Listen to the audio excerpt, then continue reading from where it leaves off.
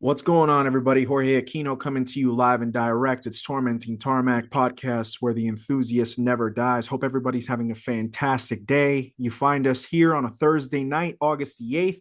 It's a hot one outside. I had a lot of traffic coming in, but you know what? This is one of those times. Well, actually, every time is worth it, but this is one of those times that's really, really worth it. I have been, when I started Tormenting Tarmac 3 years ago, I had a couple of guests in mind that I said to myself, one day they'll be on Tormenting Tarmac. Doesn't matter how, doesn't matter when, I'm going to make it happen. One of those ones, Johnny Lieberman, Zach Clapman, check, check. Today, I'm happy to say that I get a chance to do it again, and I'm so blessed and really hyped up for this one. My guest today is the owner and founder of Westside Collector Car Storage in Los Angeles, California. He's the editor at large at Road and Track, and he is the founder of the Smoking Tire. I hope my wife's not listening on the other side of the door, because the man that I have across the screen from me is Matt fucking Farah on TT. Matthew, how are you, sir? Welcome. What's going on? Thank you for that very generous and kind welcome. I appreciate it. It's my pleasure. It's my pleasure. And this is episode 100. This is going to be this should probably land about episode 106. Okay, About good, 106. good. Yeah. Good. But actually, when this drops, this actually might drop on our 3 year anniversary, which actually will make it very, very cool. That's awesome. Yeah, Good for man. you. Thank you. It's not hard. The first 100 is hard. There's a lot of people who started podcasts during the pandemic, which I understand. Yep.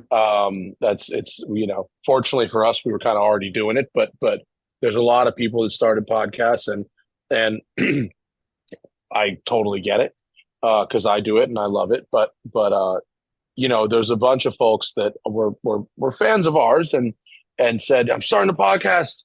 I really want you to be my first guest." And I don't remember if that was you were one of those folks, but I think maybe you were. And I say the same thing to all of them, which is, I'm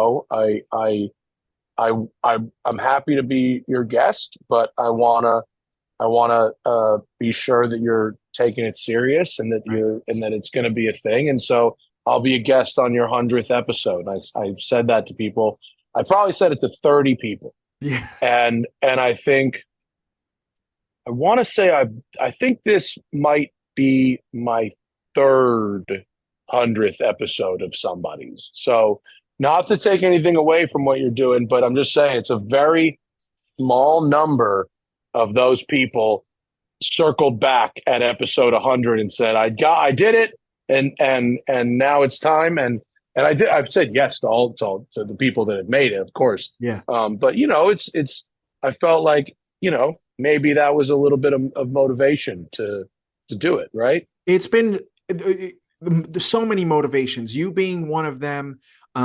Just everything encapsulating cars and the things that I've grown up watching since I was really invested into automotive car culture for the longest time. Because I mean, I'm 34 going on 35 in October. I've been into cars since I was probably like in middle school and whatnot. I remember, I think the first time I ever watched TST had to have been sometime between 09, 2010, right around when you had kind of gotten started with TST. Yeah, that's the beginning. Yeah, that was the beginning. Yeah. And I still go back and I rewatch some of the old YouTube vids, just to kind of get their, first of all, you see you with the sideburns, with your killer back in the day. Right. The sideburn era was a good era. It was a good time. It was a good time, and once I started getting like really bald, it started to not like age look so good, but it's a good time period. There's that clip from like '07 that I did with Rob Ferretti, like the first to get a ticket contest, which nobody should ever do. But that like circulates on Instagram like every 6 months. Absolutely. And it was heavy sideburns, and it's it's kind of it's fun to go back and watch those sometimes. Although I hate watching myself on videos, so I try to do it as little as possible. Do you hate watching yourself on video back in the day, or is it still, even now, that you're still really critical of yourself? Because obviously your artwork, I mean this genuinely, is very high. No, it's it's a good question, and it's an evolving reason. It's I hated watching myself. I hate watching old videos of myself because I wasn't very good at making videos in the beginning, and the videos weren't very good. And I hate watching myself now because I have like horrible self-image. I just literally don't like literally looking at myself Yeah. in a camera. And for someone that has the fucking the bullshit self-image issues that I have, putting myself on camera and crunched up into a car on a wide angle GoPro lens is like I don't know. I chose that. Like I don't Yeah, know. yeah. I didn't have to do that, but like here we are. And so yeah, it's suboptimal. But I have to watch it. For I have sure. to, Zach does all of our editing now, or 85, 90% of it. And but I'll QC the cut, I'll check and make sure and and that it's good on YouTube because Yeah. because you gotta. Um, but so that's the only time I'll ever watch it. I hear you. Yeah. You talked about podcasting being a really fun, form of expression and a form of one of your favorite forms of media. Has it basically? I think you've maybe talked about it on the podcast before that it's kind of overtaken your joy more so than making videos. How do you rank it? Do you still rank writing, podcasting, and then video, or does the podcasting and writing still flip flop? You think? I think podcasting and writing are very complementary. There's a lot of times where I'll go drive a car and then I'll sit down with Zach in the studio to do a show. And that discussion will sort of drive the themes that I can write in an article. Mhm. And so those are very complementary. I really loved video in the beginning. In the beginning, when it was me and my friends on the mountain, there was like five of us, and we were trying to make like television. Right. We were trying to make budget Top Gear, and we were working together and having a good time and fucking getting high and shooting B-roll and we all lived in a house together and all of that was pretty awesome. Um, but over time, a couple things happened. We couldn't sustain those high production values. There just wasn't the money in it. Yeah. So I had to do a lot of the camera operating stuff, which I can do, but I don't. That's not why I got into this business. And also, I started to realize that with video, you know, you can't. You have to get it all on camera now.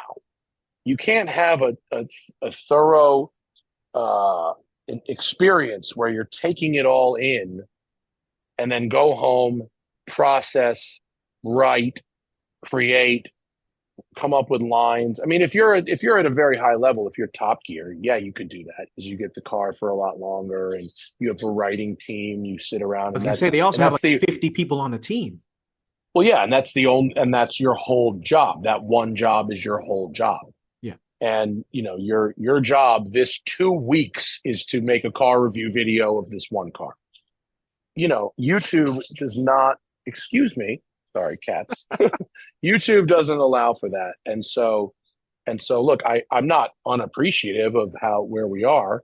Yeah. And I understand that a lot of people know me from YouTube and YouTube allowed me to skip the middleman to have a career, without someone going, you're on TV and you're not on TV and you're on TV and you're not on TV. You can create and people will find you.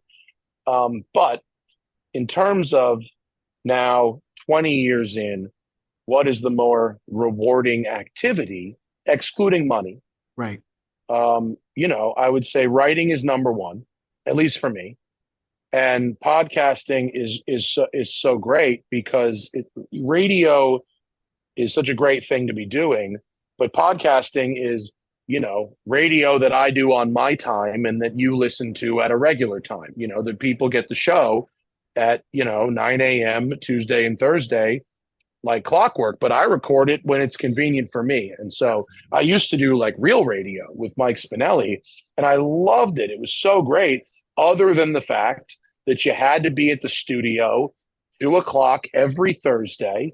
Oh, sorry, we have a kitten. This is It's Monty. all good. Um, Is and this a new kitten? This is the new kitten. Yeah, this Oh, is Monty. yes, the And troublemaker, respectfully. yeah, yes, tried to kill my wife. And so you gotta, if there's traffic, like you gotta be there. So Yeah. so doing radio on my time and then the audience getting it at a predetermined, predictable time is excellent. But yeah, I really like now absorbing an experience, processing it, considering it, putting it on paper, re-editing it. And for me, the most rewarding part of doing videos is editing them, not shooting them. So on the instances where I've done the editing, and in recent memory, if you go look at our 911 Dakar video or my GT4 RS video, excuse me, not GT4 RS, Spider RS, or the Aston Martin DB12 video. Oh, excellent. Those were videos that I wrote, shot, and edited myself, and those type of videos are the only videos I'll ever go back and rewatch because I am proud of the edit Right. and the crafted story. But what's unfortunate about YouTube is, even though those videos, which are beautifully done, if I may say so myself, and probably bring in 50 to 100% more traffic than the sort of bullshit one-takey videos. Even at that double, it's still not worth the time investment because it took so long to make them. Yeah. And the money just isn't there, which is a bummer. But it is a bummer. But the good thing is, in your particular case, is, you were one of the first YouTubers. And I remember you talking about this when you were building WCCS and whatnot. You talked about, okay, you've made your money here on YouTube. Now you got to go ahead and put that money, you got to put it somewhere else so it can continue to make you money so you can have fun doing the fun job. And so true, that's true. Yeah. And so you were one of the first ones who did that. I mean, obviously DeMuro did Cars and Bids later on and whatnot, but you went ahead and put it. One might argue a lot better than me. Sure. I mean, hey, I still have to go to work. This dude, I was at the shop today. This dude he's using the word summer as a verb. I was going to say he's just in Nantucket all the time, bro. Yeah, he's chilling. Yeah. No, I love Doug, and I'll give him shit, but I think he won. But yeah, no, I mean it's that what you said is totally true, and continuing to do YouTube and the podcast is a crucial strategy for marketing for my storage business, WCC, Westside Collector Car Storage. But also, when my YouTube career is over, it won't be because I decided it's over. It's because it will be when YouTube decides it's over. When the algorithm and the audience decides I'm no longer relevant and worth sharing. On any given video I make, 85 to 90% of the traffic, 85 to 90% comes from the youtube.com homepage or from the For You window that pops up when you finish the up next video. Right.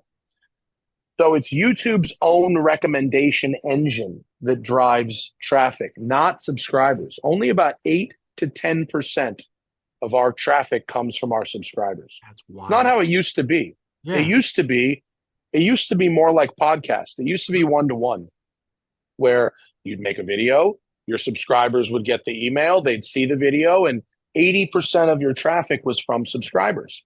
And the rest was from promoting it on social media. Now, all that matters is getting YouTube itself to put your video in front of new people. Subscribers don't matter. They're irrelevant. Social media doesn't matter. It's irrelevant.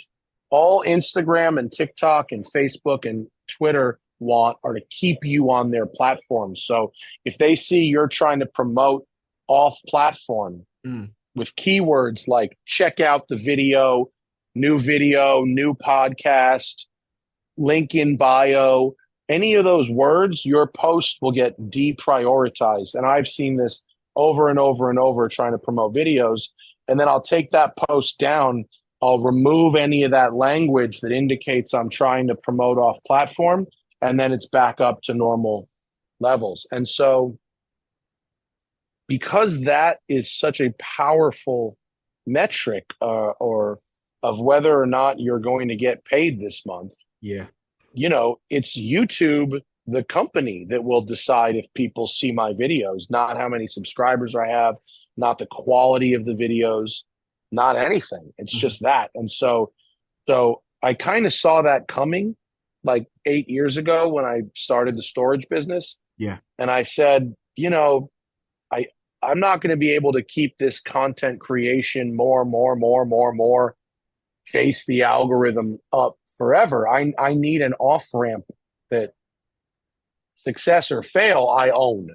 Right. And so that's what the storage business is. Fortunately, it's gone well. And fortunately, the YouTube channel is excellent marketing for that. Being known for being a guy who knows a lot about cars. Yeah. It results in a good amount of inquiries, if not sales and customers. For sure. I remember when you were still promoting it because the first location you opened right in the middle of the pandemic, right? September 2020. Crazy, yeah. Yeah. Wild time. That's not look, we started building that place in 2016. Yeah. It's so crazy about this type of business. To do it right means a lot of construction, permits, it takes forever. You can't believe how slow this stuff is to do. And it's right. California. California is probably the hardest place to build something in the nation, right? Yeah. Anywhere that gets regular natural disasters. Yeah. Earthquakes, fires. I'm sure, maybe South Florida, but they don't actually have laws there, so I don't know if it matters. And a lot of those laws are good and promote safety, and it means something, and some of them are stupid and bureaucratic garbage, and you find bureaucratic garbage in any state. But yeah, it's hard, but the longer it takes to build it, the more different the world could look when it's done. Mm-hmm. And so that's a challenge for sure. Yeah. Harder than just parking the cars. Hell yeah. And honestly, I remember when you released videos that you wanted to go ahead and take us around the storage facility and whatnot.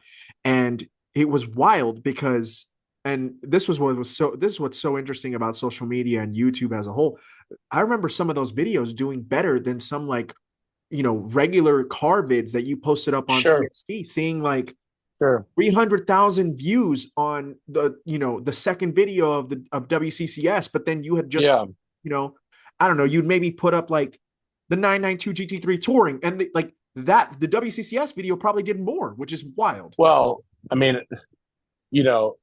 it's actually good for me. No, that's actually good, but there is when you're a YouTuber, and I don't love that word, but okay, when you're a YouTuber, the audience cares more about, and this goes back to the discussion we had maybe before, I don't forget if it was before we were rolling or not, about your audience is here for you and not for your guests. My audience cares, and you could say this about a lot of people, my audience cares more about what I actually spend my money on than they care about what I think you should spend your money on. Meaning, my job is to review cars and tell you whether they're good or bad and who they're for or where they could improve and whatnot. And I pride myself on being pretty good at that job. I'm not, there's people that are incredible at it, and I'm pretty good, and that's great. And I have an audience that likes to see that stuff, but the metal drives it, right? Okay, now I'm somebody, they go, okay, he's good at his job. I get it. But do I care about the car he's driving today? Yes or no? And if they do, then they'll watch the video. And if they don't, then they won't. And that's okay, but that's like how it works, right? The metal drives it. The car is what drives it. So if I drive some new like a new Mustang, that's going to do pretty well because that's a car that a lot of people might want to buy. Right. They're within the Where if bracket. I Yeah, but if I drive, I don't know, the Acura MDX, you know, they need to go to the vehicle dynamics guy to go for an Acura MDX. They don't care, right? They're going to go to maybe to Doug who presses all the buttons or somebody else who will do more of like a consumer reports kind of thing. But when it comes to cars I buy, Mhm. my personal cars, here's what I'm buying, here's what I'm selling, here's what I'm spending on servicing the car. Here's a building that I'm building, and here are the challenges involved in building this building. They're very invested in that kind of stuff, Yeah. I and mean, I just that's just how it is, you know. yeah. As a longtime subscriber, longtime listener calling in for the first time. Sorry, I had to do that. Shout I'm out. call I'm calling in. I What are you know. talking about? I called That's in. that's the good old radio days, bro. You gotta love it. Yeah. But I I have been a long time subscriber. I've been subscribed for probably well over 10 years. Mm. Been listening since probably at least 2017, 2018 when I figured out what exactly podcasts were and stuff like that. I love watching what I can from TST, right? But you're not wrong because I remember when you first bought the Countach. Shout out to Carl Ruiz. Um, I remember knowing you bought it, and I was like, oh my god, like Matt did the thing. Like, as fans of yours, we all rallied and we were like, our boy did it. He achieved the goal that he's always had. And Yeah. as much as I was enjoying the one takes, because that was in the midst of the regular one takes before you and Zach went back to, Yeah, it was right at the end of that. Yeah, yeah. yeah, and it was awesome. But I remember being so stoked and thinking to myself, is Matt going to drive the Countach for a TST vid? And Yeah. I wasn't sure that you were going to do it because I was like, you know what? I could understand if he chose to keep that to himself because that's his special pride, that's a special toy. But Well, yeah, it's weird. It's weird because I I grew up in a household with pretty well off parents. Not like crazy, crazy, like you see sometimes today, but my father was very successful. yeah, shout out to Roger, And man. I love those Big episodes. Rod, Big Rod, yeah, I mean Big Rod, and he's a genius, and he deserves his success. Big Rod is awesome, and so I I didn't want to make the channel or the videos. I always felt a little uncomfortable being all look at my nice stuff, Yeah. and a lot of other people have expensive cars, and their whole channel is about that. Mhm. And I don't care if that's what you want to do. Fine, okay. I don't give a shit. I'm not gonna like go on podcasts and like talk shit on individual people who choose to do that. But like, I don't particularly find that type of content interesting. Um, and so I really wanted it to be about the other cars, the things that Right. were, outside of me. And so I did resist filming that car, and I resisted filming my own cars in general once they started I had this Corvette I used to make a lot of videos with, and that I was love fine, that whatever. But Corvette, man. That Corvette yeah, it was was cool. serious. It was cool. But once I started buying, higher end stuff, I didn't want to be, look at this, thing I bought. Right. But after a while I realized, hey, look, I don't think people are judging you for being, you know, successful enough to buy this thing. I don't think people are judging you because, your father was a successful dude also. I think they really just want to see why you appreciate this car. And I'm not out there buying the newest, most I'm not buying an SVJ and a LaFerrari. It's old stuff, it's Yeah. old stuff. It's the stuff that people who are in their 30s and 40s probably wanted when they were a kid. And so, does that stuff live up The hype. to expectations or and so, I don't make a lot of videos about those cars. But I try to make one or two, to at least, Yeah. feed the system a little bit.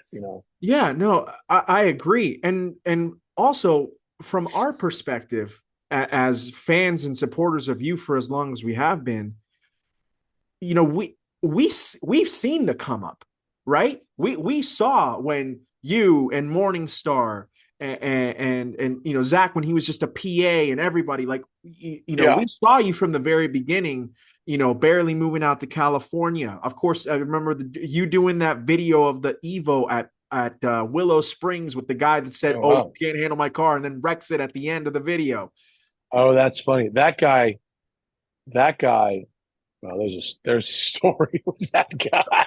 Let's go to tell the story, dude. Tell the story because it's better Well, than what I was I going to mean, say. I you guarantee. you told this you told the story of the Evo, and Yeah, yeah, the guy we were going to film this Evo on a track day, and the guy, I don't remember how it happened, but like we had been there all day shooting beauty shots and shooting all this stuff, and he wanted to have one more go before I was going to go do the review. And then he crashed it. He didn't like total it, but he crashed it enough that like that was it yeah. That was it for the day.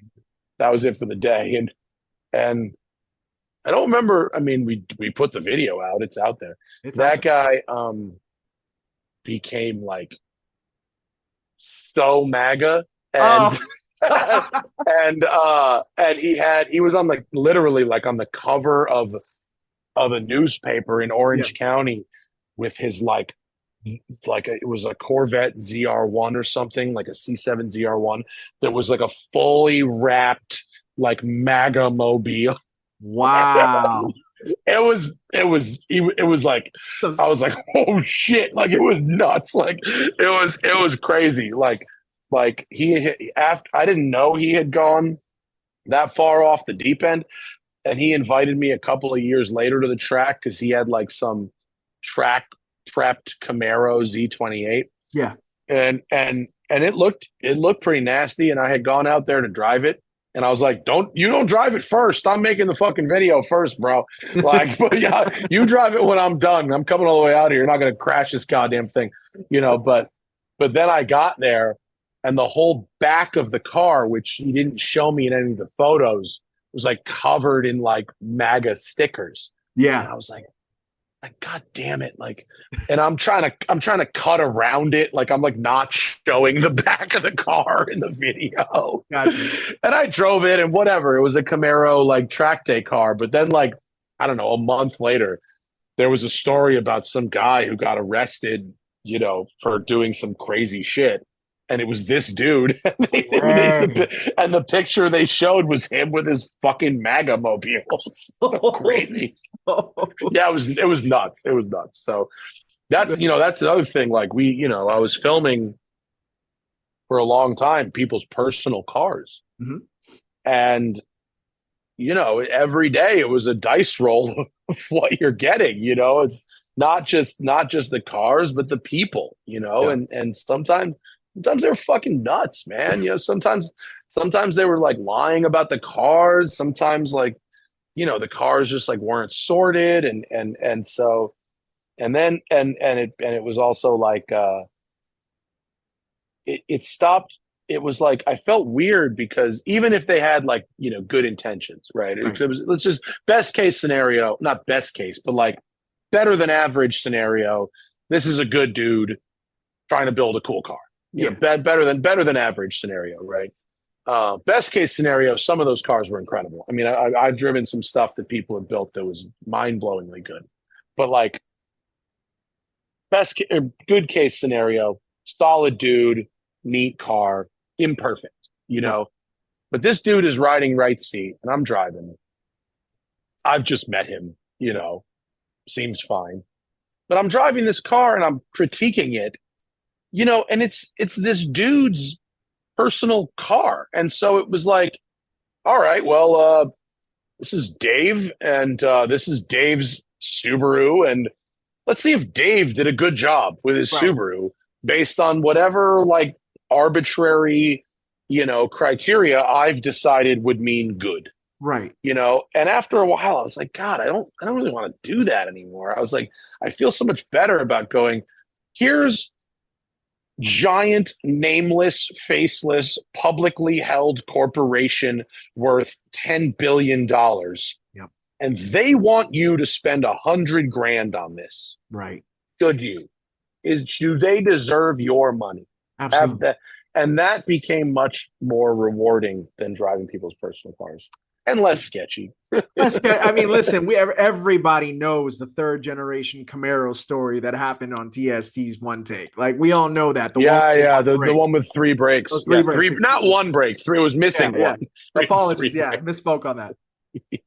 That's I think probably one of the I think that sketches. guy I think that guy deleted all accounts. Oh man, I just was at a Cars and Coffee the other day, like 2 days, like whatever, Saturday, Yeah. and I'm looking around at stuff and whatever, and a guy kind of like double takes at me and what's up, man? He goes, oh shit, that is you. I go, yeah, yeah, I guess, me. Yeah. And and he goes, yeah, yeah, you reviewed my car. And I go, oh yeah, what car was that? And there's 2,000 cars I did. I don't Sure. fucking Yeah. know. And and he goes, it was a Kia Forte coupe. And I went, shit. And I was like, I shit on your car. I definitely shit on this guy's car. Yeah. And not because it was a bad car. I mean, it's not a great car, but like he he bullshitted a bunch about it on camera. And Right. like, you should probably know better than to do that. But A like he hundred did. percent. He bullshitted a bunch, and you know, he got called out. It wasn't great. And obviously everyone's fucking forgotten it now. But like, and I was like, oh yeah, nice to see you, bye.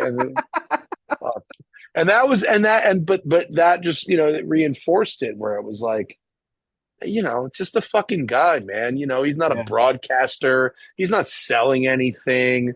Well, I didn't need to do that, for $1,000 or whatever I got from that Right. video. No, I totally get that. And I think you hit the nail on the head when you talked about there's a difference between going ahead and critiquing someone's car that they've Mm. spent their hard-earned time, money, blood, sweat, tears, and equity building in their garage, or maybe they went ahead and took it to their local shop and whatnot.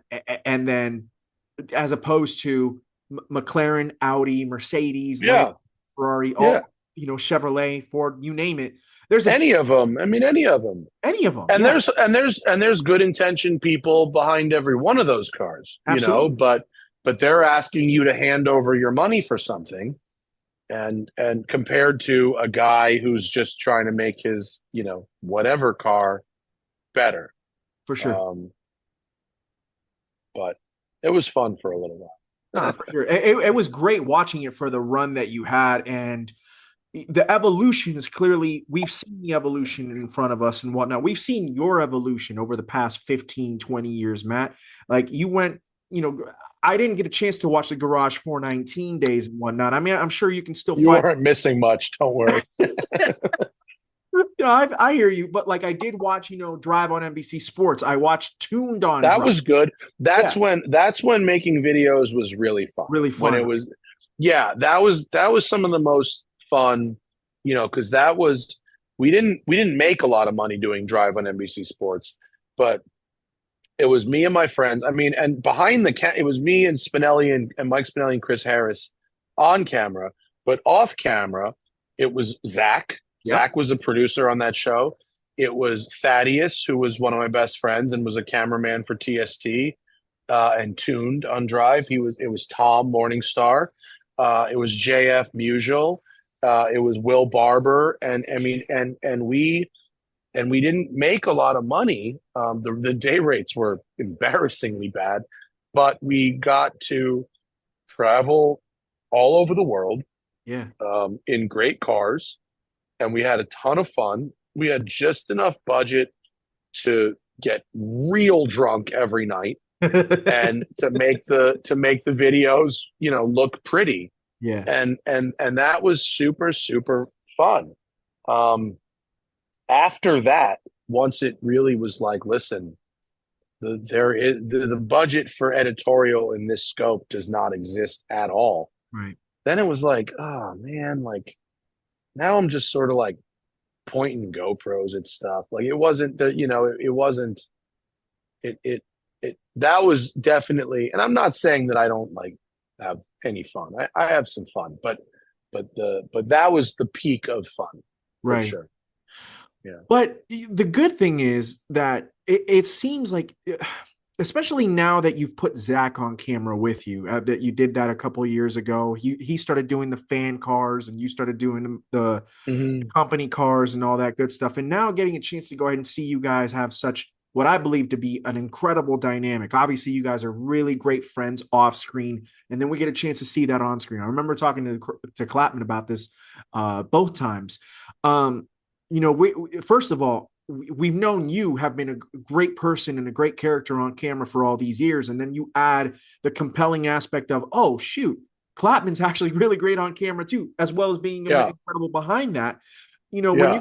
When you decided to go ahead and make that dynamic happen, what were your thoughts behind all that? Did you think to yourself, this is a next evolutionary step? Is this going to be, we'll see how it goes? Or was it the fact that you knew from the very beginning you and Clapman were going to go ahead and do magic together on screen?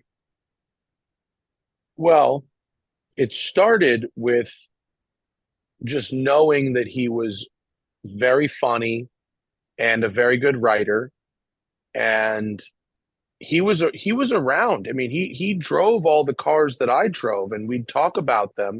He was always on the podcast, and he was always very funny on the podcast. And so there was never really a question of like, could he do this? I mean, um, and I forget the first time. I don't remember. I couldn't tell you offhand the first time he was on camera, but I knew that he would be good. It was never a question of whether he'd be good. He was going to be good. He had done improv. He had done stand up. He'd gone to racing school, so he was a pretty good driver. Yeah. I'll still beat him if there's a stopwatch, but he's a good driver. Um, and so there was never a question at all for me. Um, but I was very surprised at how long it took the audience to accept him. Right. And I don't know, maybe he told you this as well. I mean, for a couple of years, it was, well, who's this guy? Mm. And which is crazy. It really showed the difference between the audience for the podcast and the audience for the YouTube videos. They were not necessarily the same audience. And so even though he had been on the podcast the whole time, and we'd probably done, I don't know, 400 episodes or something of the podcast by then. I mean, it was hundreds. It sometimes commenters would come in and go, "Oh no, Zach's been there this entire time," um, but it took a really long time, and so when I had this conversation with Doug 2 years ago, when Doug said, I'm going to bring in Kenan, I'm going to bring in Alanis, and I'm going to bring in Zach. Actually, does some freelance cars and bid stuff, and they're going to do some videos. I said, hey, look, man, my name isn't in the channel. The Smoking Tire, I never decided that the Smoking Tire was the Matt Farah show. Right. There are other people whose channel names are their names, like Doug. Yeah. And, I said, look, the Alanis, Kenan, and for sure Zach, these are talented people. They're more than capable of doing the job. But I said, just be prepared for like a year for people to be like vicious to them. Right. Because they're not you. Yeah. They're not you. It's there because a lot of times the audience, which is fickle, it's whatever reason they found you and whatever reason they hit subscribe or stuck around. your job is to keep doing that thing to them. So when I stopped driving people's personal cars, I got like really angry emails, like like unnecessarily angry emails. Like, I came to you for this and you're not Right. doing it. Like, dance monkey. Like, what do you mean? Like, you don't pay for this? What the fuck are you doing? Like, just writing a shitty email because I'm not doing the thing that you just expect me to do because I was doing it. Like, Right. fuck out of here, bro. Like, or we put Zach on camera and it's like fucking I hit subscribe because of you. Like, who the fuck is this guy? He's like, well, he's literally been there the whole Whole time. time. Like, the whole time. Like, I made like 8 videos before Zach showed up. Like, Yeah. and then there he was, and he's been there. Like, so like, you know, um, so anyway, to go back to your original question, I knew pretty much right away that I mean, maybe if not when he fucking showed up at my doorstep, but certainly after doing the podcast for a while, it became very obvious that he was capable of doing videos. Yeah. And then I forget I forget who came up. I think it was me that came up with the idea of doing videos together, I think that's but what he it may told me have when I asked him actually, about it. Yeah. did he say it was I me? think he's yeah. It might have been me or it might have been Kevin. Kevin is our YouTube analyst. Mm. And so he's a friend, he's a fan, and we hire him once a year to analyze our channel and produce a report. And Kevin's the reason I don't review motorcycles anymore, for instance. Kevin's also the And reason that you do the thumbnails with the he face back there. also he also yes he also yeah yellow font thumbnails. Yes, that's also Kevin. We love it, And bro. so he might have been the one who said that, hey, you should just together. But I don't remember. It might have been me. But either way, I really enjoy making videos with Zach. Yeah.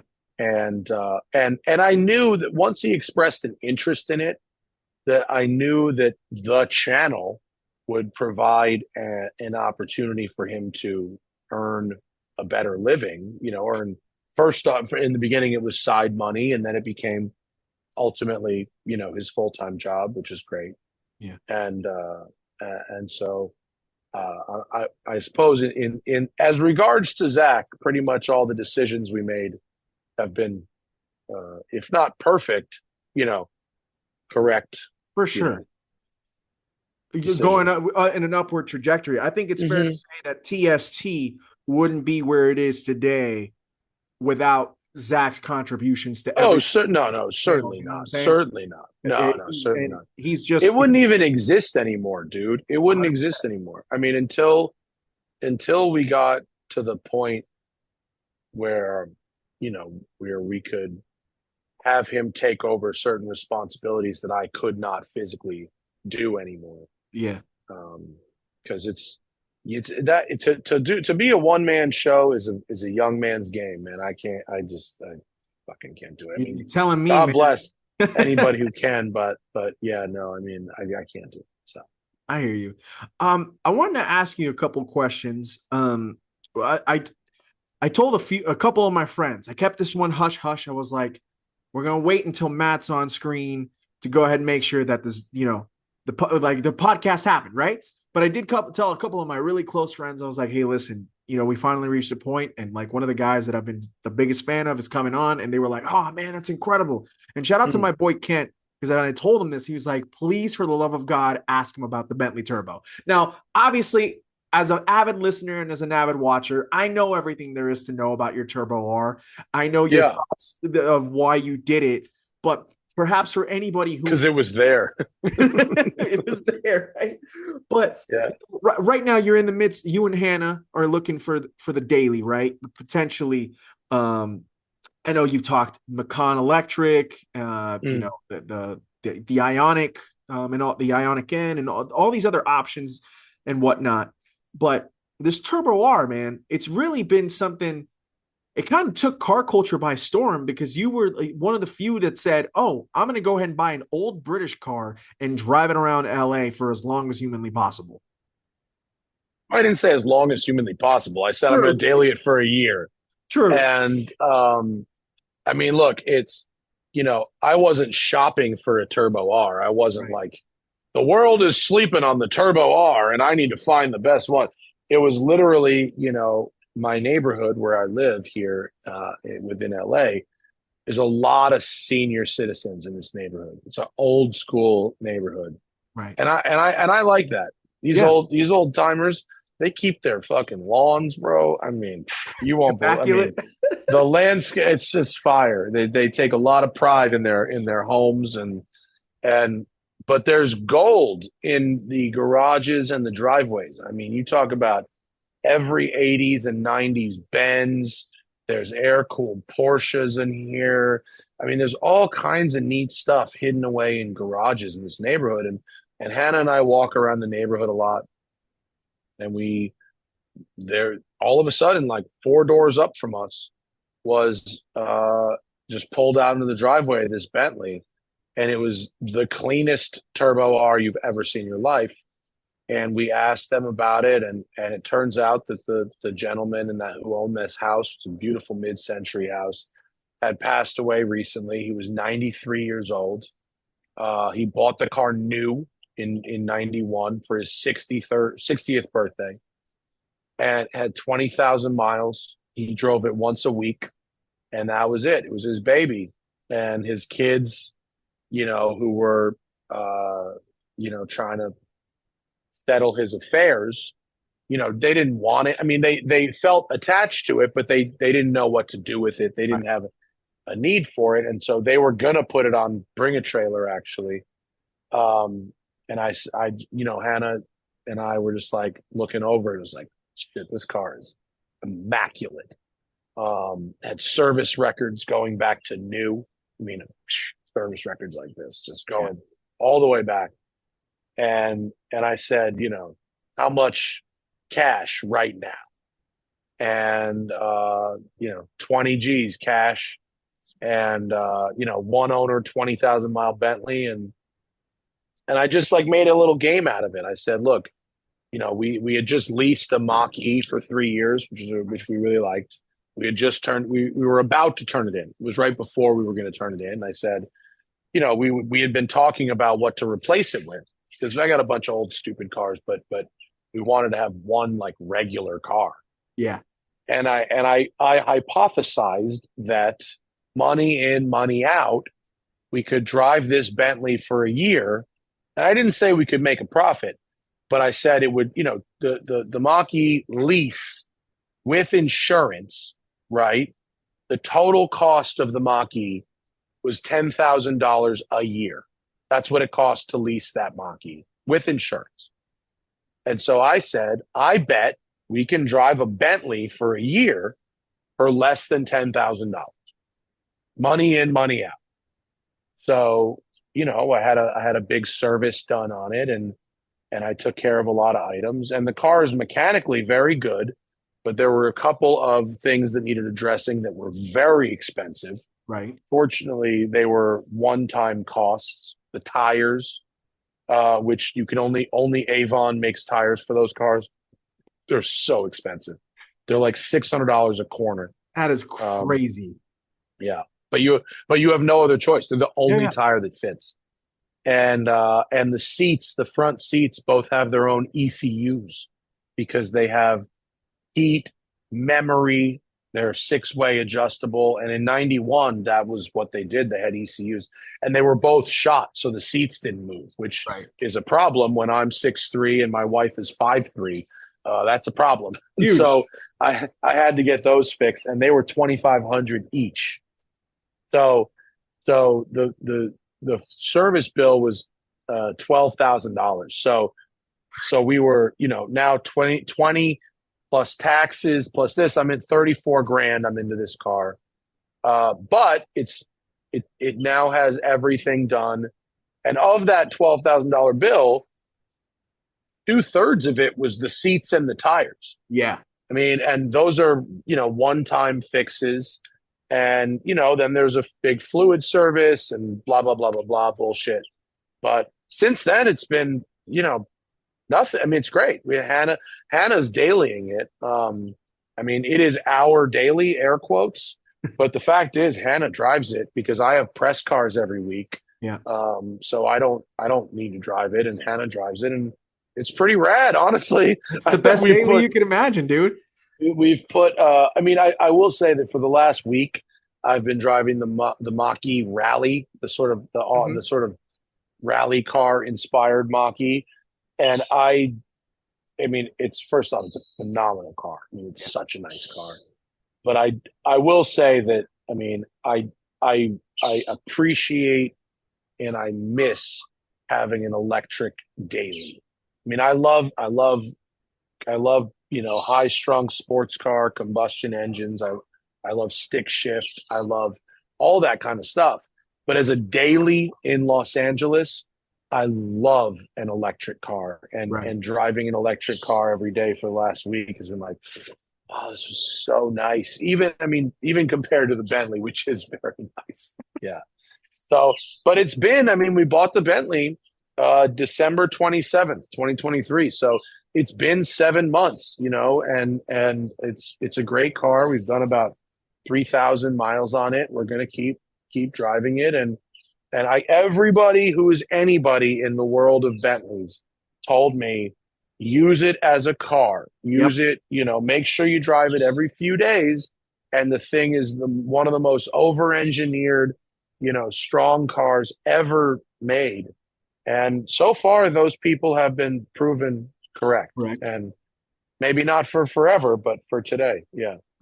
Hey, man, if it's working now, that's all that matters, right? If it's getting Yeah. you Oh, yeah. point A to point B, that's the biggest Oh W. yeah, no, and it's pimping, and people love it. I mean, it's cool. Yeah, like unlike driving a new Bentley or a new Rolls, and here in LA, I See, mean, that's a dime a dozen, right? nobody even looks at that shit except to look at you like you're a shitbag. Like you don't, you're tasteless, classless. But you drive a 30-year-old Bentley. Yeah, People know that you're not driving that car to show off how rich you are. You're driving that car for an appreciation of a certain time period, a certain aesthetic, a certain type of car, and you're probably spending a lot of money keeping this car on the road, and they appreciate that you're doing that mhm, so that they can see it out there, you for know. sure. Yeah. Real quick, I remember the Mach E Rally press launch. I think it was supposed to be at Dirtfish in Washington. It Uh, was. And I didn't go because because Hannah of got Hannah sick and because of the cat, yeah. yeah. And by the way, We after driving the car today on we had Zach and I made the film, and we did it on tarmac and we did it on dirt, and it made me even more bummed that I didn't go to that press launch because I bet it would have been sick. it It would have would have been been rad. sick. It would have been, but you know Yeah, what? You did and the I right heard thing. they were timing laps, and I would have smoked fools up Small. there. Um, No, but you I'm did the right journalist thing. fast, which is like a gold medal in the Special Olympics, So Hey, fast is fast, whatever way you want to go ahead and right, I'm right, slow, so I'll be the first to admit yeah, it. I was only mentioning that because shout out to I got a good buddy of mine up in the Seattle area. Him and my other buddy Ryan, it's Danny P and Ryan Barkey. They go ahead and do the Roadshow podcast along with a couple of other buddies of them. And so Dan works a lot with Dirtfish. So shout out to Dirtfish and shout out to my boy Dan. yeah. They're great. Their fish is They're awesome. fantastic. Earlier, Matt, you brought up something really interesting. You brought up YouTuber and you also dropped content creator, but then also you as a content creator, I think it's self-admitted, you didn't take the typical content creation route. You consider yourself more of a journalist. Yeah, My question to you is what's really, I know the difference, but perhaps anybody listening out there, they don't know necessarily the difference. And why is it that you choose to go ahead and choose to treat TST as a journalism outlet as opposed to a content creation outlet, if that makes sense? sure. Um, I think that journalism, as opposed to creator or influencer or YouTuber, adheres to a certain ethical standard that the other categories do not necessarily have to adhere to. Right. And that doesn't necessarily mean that I will, I don't spend any time thinking about what other people want to do. I don't care. There's people who make videos that are outright paid by the people they're making videos of, and that's fine. Like I don't care. They can do that.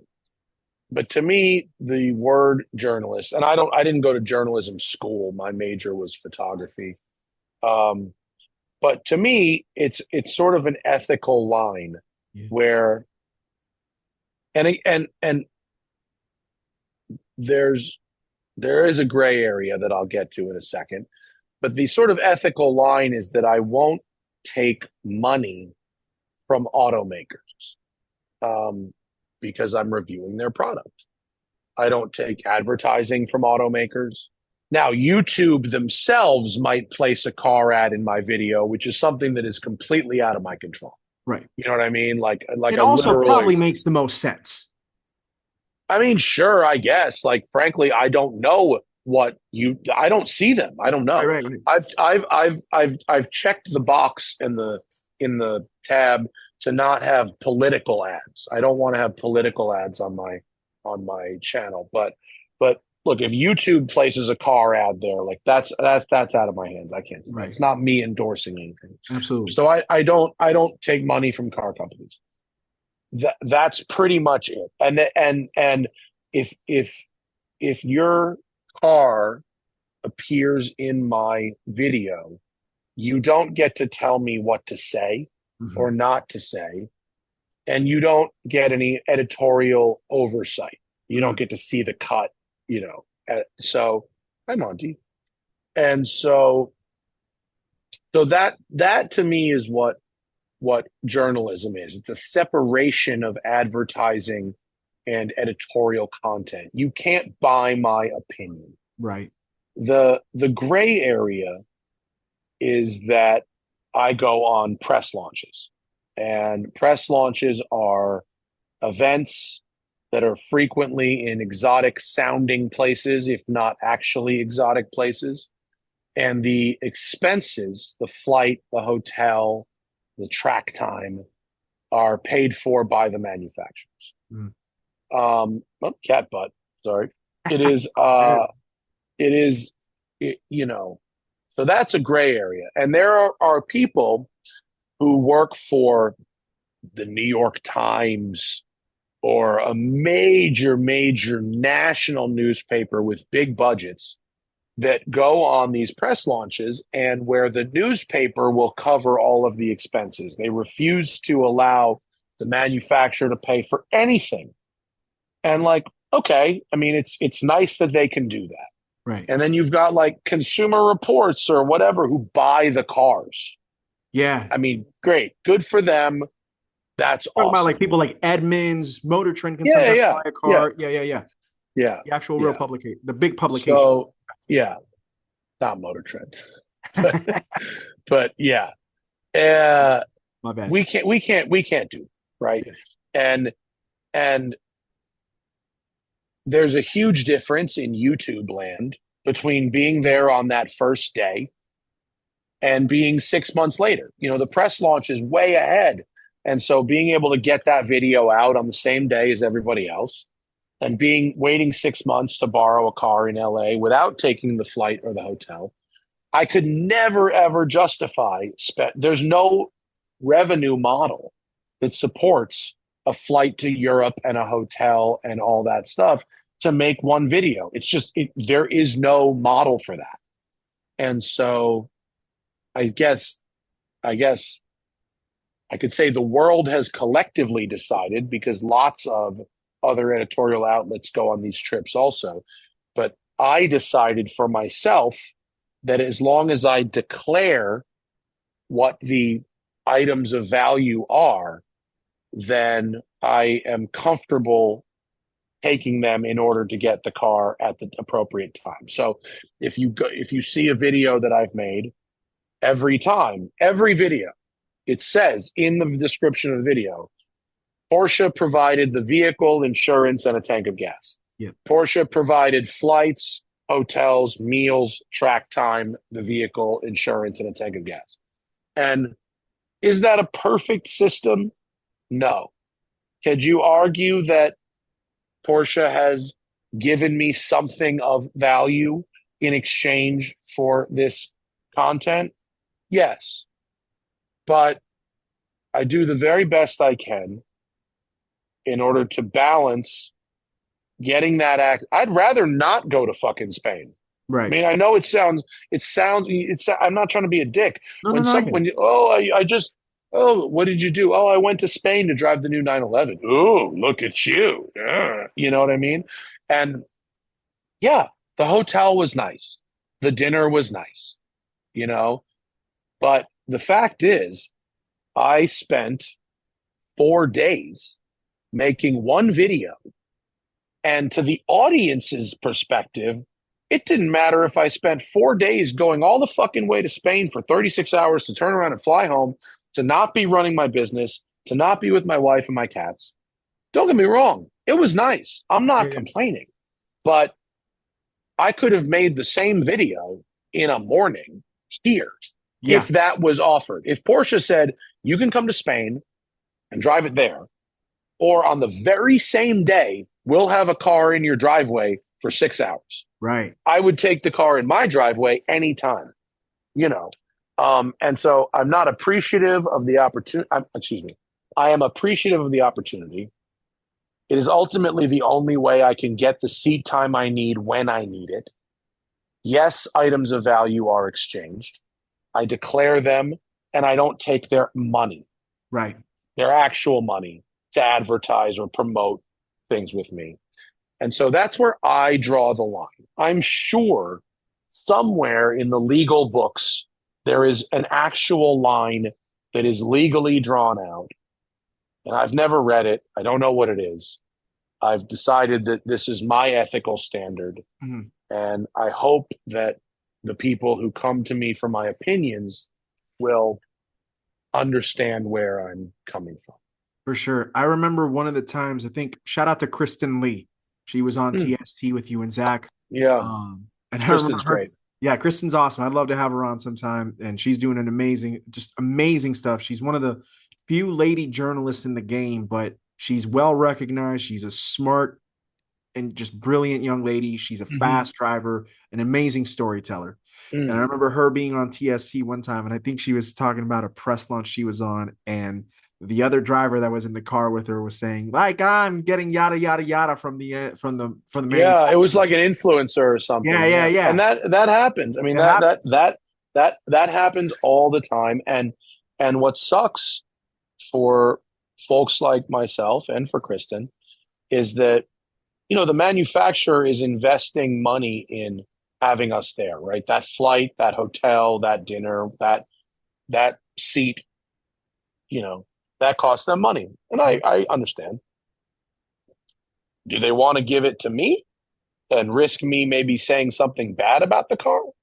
Or do they want to give that seat to an influencer that they know for sure is going to say something good about the car? For sure. And so when influencers started really being invited on these launches at the same sort of level that journalists were, it's not about the medium. I don't care. You know, people used to look at us in the beginning, oh, YouTuber, what the fuck is that? Right. You know, the magazine guys. And now there's like TikTok folks, you know, like there's like straight up TikTok people on press launches, and they're shooting, you know, with phones, and they're doing their thing. And that's cool. It's not about the medium. But when you start mixing up the influencers who are just going to parrot the talking points and only say good things versus someone like me who's going to really critique the car, and they're going to go back and their boss is going to be like, you invited this guy out there and bought him a flight and a hotel, and he said the suspension sucks, right, you know, versus this guy who's got an even bigger audience who just said fucking flowers and bullshit. You know, so it's not about TikTok versus YouTube versus magazine versus website. Just being it's ethical. Yeah, and look, I'm not trying to blow up somebody's spot. I know fucking full on shameless influencers that are perfectly nice people, Mhm. and they're just doing their thing, and they're not even trying to pretend they're not. And like, fine, like, cool, like, all right, you want to be a mouthpiece, like, you want to just like get that bag, like, all right, like, I get it. But one of the benefits of coming from a family that has some money, I Yeah. suppose, and having some money of my own and being somewhat successful in business is that I have the luxury of not having to take a lot of things just for the money. I can be a little more, don't get me wrong, I do some pretty shameless shit for money, but I'm not taking money from the people who I advertise silly stuff all the time because, like, that's what you got to do, right? You got to advertise silly stuff. But, like, I'm not taking money from the people whose products I'm supposed to be objectively reviewing Sure. because I don't have to. I Yeah. don't have to. If I had to, and there's people who do, then I'm not gonna hate on their game. And if I did have to, I would do it, but not call myself a journalist. I'm privileged enough to be in a position where, what are you doing, Monty? To be in a position where I can say no to certain things and still pay my mortgage and have some toys and be all right. For sure, man. Yeah. I think there's a huge difference between somebody who is a journalist such as yourself and being a spokesperson. And there's nothing wrong with being a spokesperson, but I No, genuinely believe, as someone who's been watching the YouTube medium within the car scene for as long as I have, not that I'm an expert, but as a fan, I think I can have this perspective. There's a huge difference between having, being the spokesperson, and that's okay, as opposed to actually having a real critical opinion. Um, sure. and I hope that as car journalism continues to evolve, and I don't know where it's headed. I know for a fact you don't know where it's headed. I remember asking Johnny this a year ago. He has no idea where it's going, but it's clearly the game is changing. But I do want that. I want that thing of critique to still remain, and I hope that that is something that can continue to do. And I think it will. I don't think it'll ever get Yeah, lost. I hope so too. I mean, unfortunately, excuse me, Monty, you can't have that. Sorry. Unfortunately, you know, um, and I'm not hating on TikTok, but there's too much about a car to Yeah, like fit in a TikTok or some short form one hundred video. Like percent. there's What's more the to it. what's the And length of a TikTok video these days, Matt? Is it like 90 seconds to 2 minutes? I don't fucking know. I don't use TikTok. I don't have a TikTok, so I really can't I'm tell you. old. I don't use TikTok. And that's probably to my detriment, but I don't. I mean, the good news about magazines, print magazines, Mhm.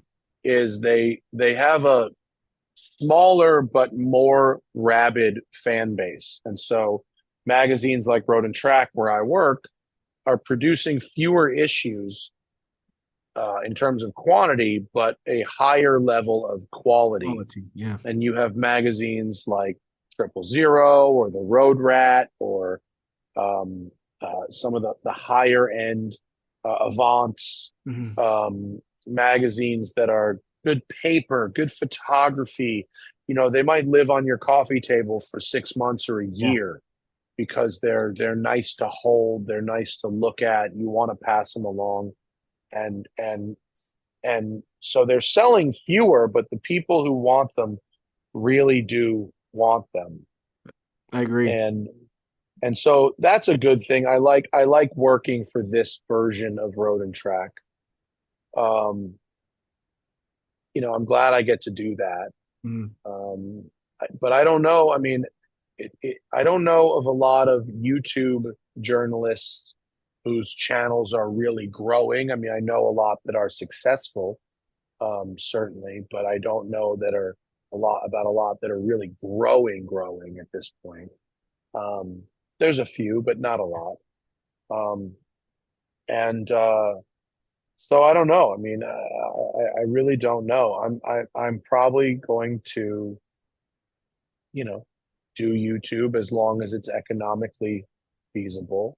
Mhm. And then, but if it comes to YouTube, writing, podcasting, YouTube would probably be the first to go Right. because it's the most time intensive and the least mentally rewarding Mhm. compared to the others. For sure. Which, that way it would make me sad to Yeah, not have it, but if I had to lose one, I enjoy podcasting and writing more. for sure. And I also think that we live in a day and age where it's a very saturated market. You know that more than Yeah, anybody, right? for Like sure. Yeah, I'm not subscribing to new car channels anymore like I used to back in the day. I yeah. there's like a certain amount of channels that I watch consistently, and I haven't subscribed to a new automotive YouTube channel in a very long time. I watch you and Zach. I Mhm. watched Sam Seen Through Glass. I know you love Sam. Shout out to Sam. I Been do. I watching have his his new. Porsche. I have his Porsche right now. Oh, his Boxster. Yeah, I gotta watch Yeah, his new video, man. He's yeah. killing it, man. Seriously. But like, the We're detailing it tomorrow, I think. excellent. He's gonna take that up to Monterey. It's gonna be so much Yeah, fun. I think he's coming back for it on Saturday. I Yeah. love it. Well, shout out to Sam. Um, yeah. But like that's the whole thing. Like I'm not searching for something new. And maybe that's my old mentality. Maybe I'm just enjoying what I like to watch and the content that I like that you provide to me and whatever. But like it is overly saturated, and because of that, I think I'm just kind of staying in my lane. You brought up road and track, and then obviously you've had the drive in your past, and you had writing at Jalopnik and whatnot. I want to kind of go back for 1 second, and just me as a fan, because I don't think I've ever heard this from you. Mm. When did you feel was the time that you said to yourself, I want to do car journalism in some way, shape, or form, whether it was video or it was writing? Because I mean, I know that Well, it was video. It was video it first, was video first, right? right? It was Yeah. video first. Yeah, I was not. I didn't think I was that good of a writer, and until I realized after a few years of making videos that I didn't have to write perfectly. I just had to write like I talk, Yeah.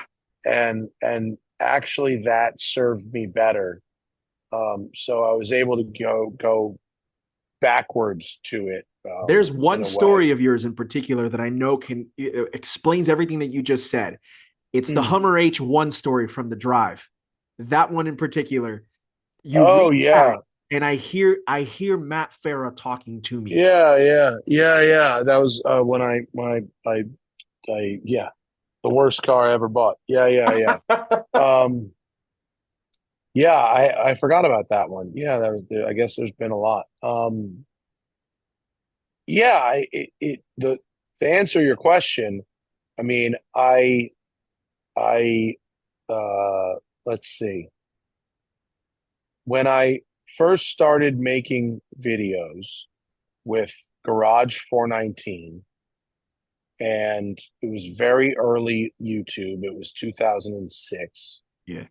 and 2007, and and I always had I always felt comfortable on camera. I never ever some people um become like a different person on camera. They try to like amp it up or whatever. I'm exactly the same person, whether it's a camera or another person I'm talking to or whatever. And so because of that, I was able to be very casual on camera from a very early time. And so I kind of like it was weird because I wasn't I looking back like I wasn't good, but like Says at the you. time that it says me, but fine, but whatever. But I don't think I was good. I But feel. but at the time, I would sit there with my editor and watch the cut, and I'd go, I'm like good at this. Like Mhm. I actually this was like a thing I was good at, and just because but what I think I meant was that I was natural. Right. I was not necessarily that I was like a great driver or a great, but I was natural at the talking part. So, um, but I remember distinctly that the first time I was in New York City, and we've been making videos for a few months. And I was actually stopped by a fan. The first time a fan stopped me in person. And I was like, oh, I like this. This is this is all right. I can do this. I hear that. Um and and so and it was like I had been watching, we'd watched a lot of Top Gear. I had watched Anthony Bourdain No Reservations, and I was like one of the finalists for being on Top Gear America, but I Mhm. didn't get it. And I was sort of like, but there was YouTube, and I was sort of like, well, what we need to do is move to LA where TV is and where sunshine is and legal weed. And we need to do a YouTube channel. And the YouTube channel will be like a rolling audition for television. That was the original thing. In Yeah. the beginning, it wasn't, I'm gonna be an automotive journalist. It's I want to be on the next Top Gear or Top Gear like show.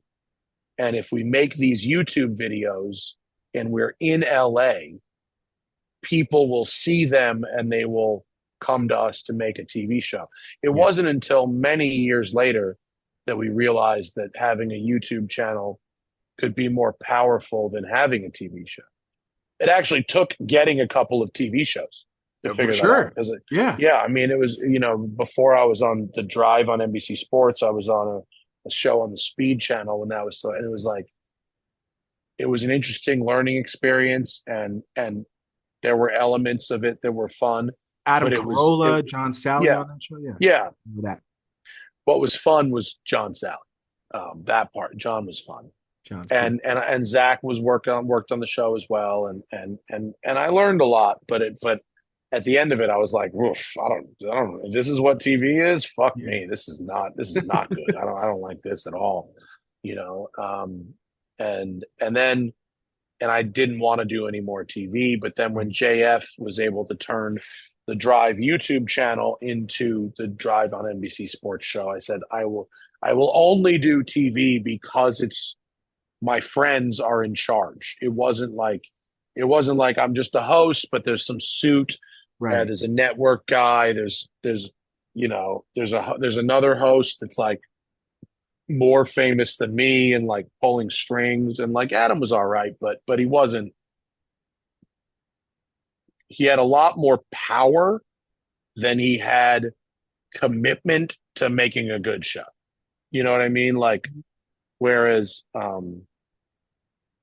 JF, and Chris and me and Spinelli, we really wanted to make a really good show. And I actually think we did make a good show. I mean, it 100%. wasn't perfect. It wasn't perfect, but it had to be. There were certain restrictions for NBC's audiences, and whatever, fine. But we really wanted it to be a good show, and I think it was ultimately. Yeah.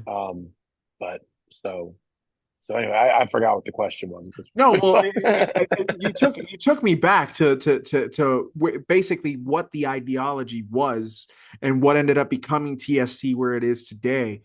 And I guess what I'm learning from you and what I've been able to learn from you, Matt, for all these years of watching is, for lack of a better term, creative control matters.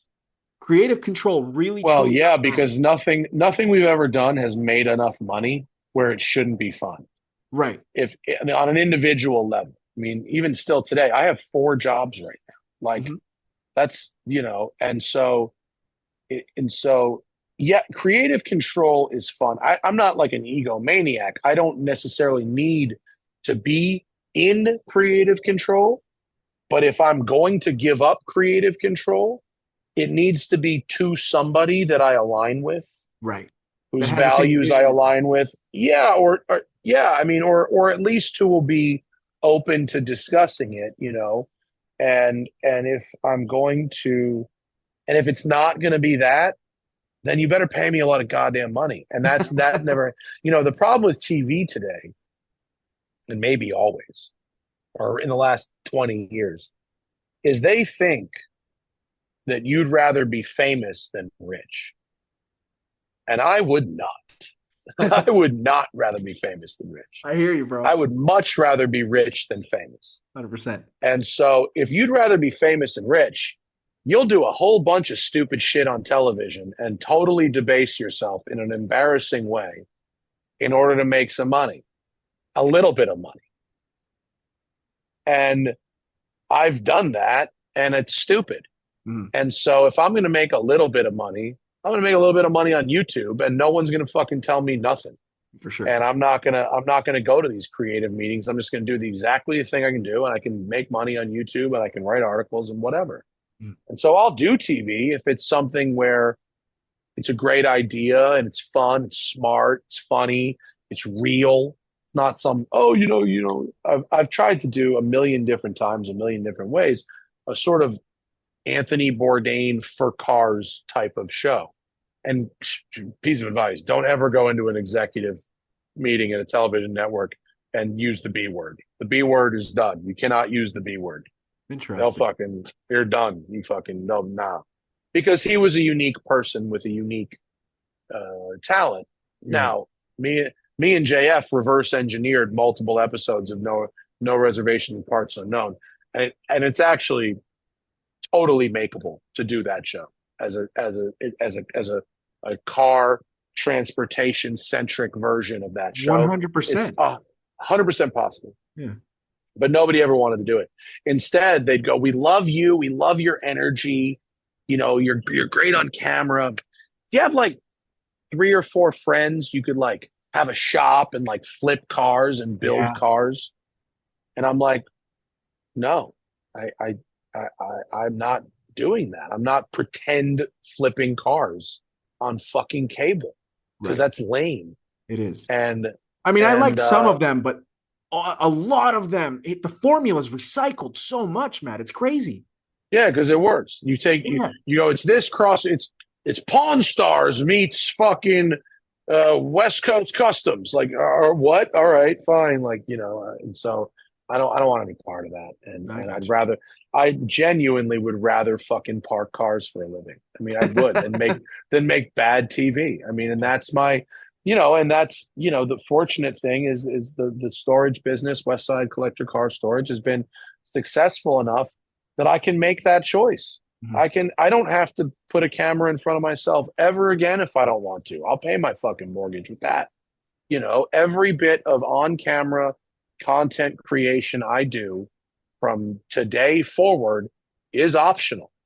I do it because I do like it. I do it to keep because of ego, to keep my name in the scene. I do it for the cars because I love driving a new car every week, not because I want to drive a new car every week, but because I want to try. I want to try this. I want to try this. I want to try this. I want to try this. What are you doing? What are you doing? That I love that. I love the cars. And Right. so that's why I continue to do it. And that's why I will continue to do it as long as it makes sense. But I'm certainly not going to make some garbage ass TV show. You know, I'm already as famous as I ever want to be. For sure. I'm very much selectively famous. If I go to a car show, or if I go to Pebble Beach, or if I go to a Cars and Coffee or a track day, I'm medium famous. If I go to the mall, I'm nobody, Which is you beautiful. know, which is great, which is totally great. I can disappear, but if I feel like being famous, I go to a fucking car meet and I'm famous. And that's great. And I don't want to be I walk through a casino with John Sally. Nope. No, thank you. I don't want to be that famous fucking ever. I hear you. I hear Yeah. you. I know we're running a little bit on low on time, so I want to be respectful of it. You've been an Yeah, absolute. I got like 5 minutes if that's I okay. got you. Well, I'm gonna go ahead. Okay. I'll wrap us up right here, man. Yeah. I guess one of the last questions is, you've kind of hinted at it, you know, like you still enjoy everything that you're doing, right? So, from a journalistic standpoint, like this is all going to continue on as long as YouTube says, okay, we're closing our doors, which hopefully isn't anytime soon. But Is there anywhere else you feel like you and Zach and the channel can evolve at, or do you, right now, this is we as a subscriber base can go ahead and expect TSC is going to remain this way for as long as it could possibly go. I mean, look, we would love to make, we'd love for there to be an opportunity to make edited, produced Mm. pieces, but without, some major level sponsorships type stuff, it just doesn't make financial sense. We'd love to make a movie. We've done 3 movies called All Cars Go to Heaven, and they're Oh, fun, and they're silly, and they're sort of like Top Gear-esque sort of challenges, and they're neat. We'd like to make more of those if a sponsor wants to make one, and um, at this point, I'm still making videos for the cars because I want to keep trying the new stuff and all that, and I don't know what the next pivot for the channel will be, if there is one. I mean, old channels, unfortunately, YouTube really favors new creators yeah. at the expense of old creators.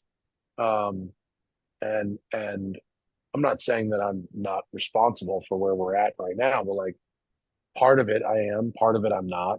Once you've got that peak, and we had that peak on the channel in like 2018, 2019. And when I stopped making 4 videos a week, it really just, I mean, and I don't think it's possible to recover from that. I mean, we could sustain, but I don't know about recover. So I don't know. I don't know if YouTube is forever. We'll ride that train as long as we can, and if it becomes unsustainable, then I mean, then we'd lean more into the podcast. We would maybe do sort of like a live tour and allow people to come see shows live, and have affordable tickets that they could buy, and I and would be and there do. 100%. Thank you, thank you. I mean, we've talked to Eli over at Otto in Scottsdale about doing a live show there, and we've talked to some other folks in other places about doing live shows, and if we ever couldn't do YouTube videos anymore, if that really wasn't worthwhile, then and the podcast was still going well, then we could do live shows, and that could be fun too. Yeah. So we'll figure it out. We're all right, and it's the worst thing that happens. I'll park cars. That's okay too. There's no We're shame in making that money, game. baby. No shame in that game at all. Yeah. Amen. You know what I've loved about Well, this conversation is I didn't know exactly where we were going to go. And we talked a little bit about cars, but we really just talked about what you're doing. And I love that. But I have to ask you, you've been loving cars for like basically your entire life. What's car culture mean to you, Matt? well, I mean, look, what does car culture mean to me? I mean, it's a way for people to bond over something.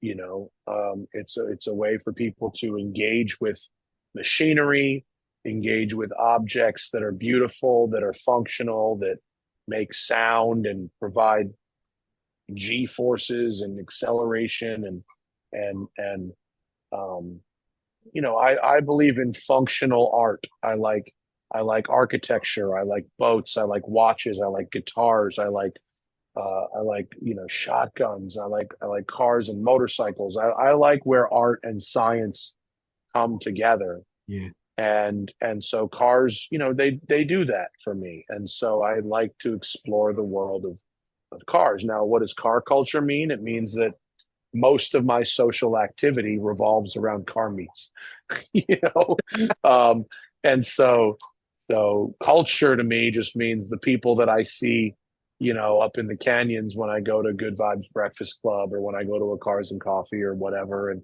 and those are important relationships, for sure. But it's a big world out there, and it's important to let people live their lives and try not to judge too harshly. Well said, my friend. Yeah. Matt, it's been an honor, man. The honor. Thank you. It's seriously, I really appreciate it.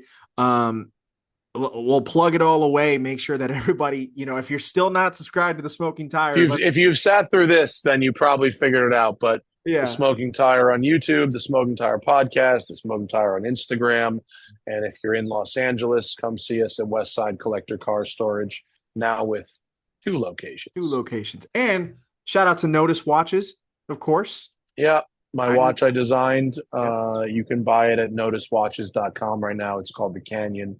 It's a very, very high end, well made piece that I am very, very proud of. for And we sure, just man. launched a new color, the night sky color, which is very beautiful.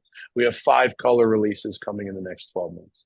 Oh, dude, let's go. Let's Yeah. go. All right, I'm Yeah. hyped.